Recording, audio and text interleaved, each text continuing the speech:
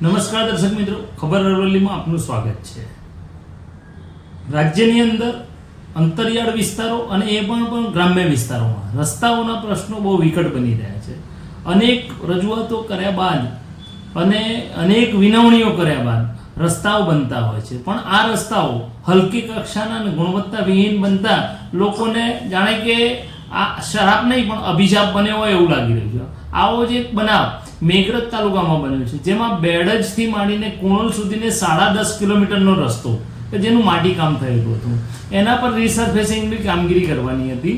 લાખો રૂપિયાને ખર્ચે માર્ગ અને મકાન વિભાગ પંચાયત દ્વારા આ રસ્તો રિસર્ફેસ કરવામાં આવ્યો, પણ આ રસ્તો રિસર્ફેસ કરવામાં ભ્રષ્ટાચારની બૂ આવી રહી છે, કારણ કે એમાં વપરાયેલું મટીરિયલ તદ્દન હલકી કક્ષાનું અને બિલકુલ એવું કહેવાય ને કે જાણે કે કાળો કલર ચોપડી દીધો હોય રસ્તો બનાવવા માટે એવું લાગી રહ્યું છે।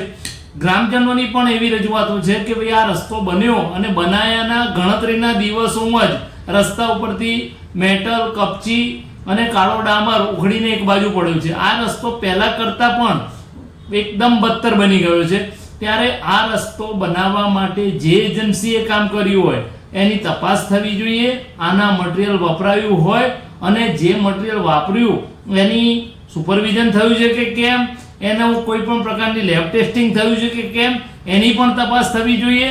અને લાખો રૂપિયા સરકારના જે વ્યય થઈ ગયા છે અને એમાં ભ્રષ્ટાચાર થઈ ગયો છે એ સાબિત થઈ રહ્યું છે, ત્યારે આ રસ્તાની પૂર્ણ તપાસ થાય અને આ રસ્તો ફરીથી બનાવવામાં આવે અને ફરીથી કોન્ટ્રાક્ટર, જે તે કોન્ટ્રાક્ટર, અધિકારી અને એમની મિલીભગતથી જે ભ્રષ્ટાચાર થયો છે ત્યારે ફરી બનાવવામાં ફરી એક પણ રૂપિયો સરકાર ના વાપરે, ફક્ત ને ફક્ત આ ભ્રષ્ટાચારીઓના ખર્ચે જ ફરી બનાવવામાં આવે તે જરૂરી છે।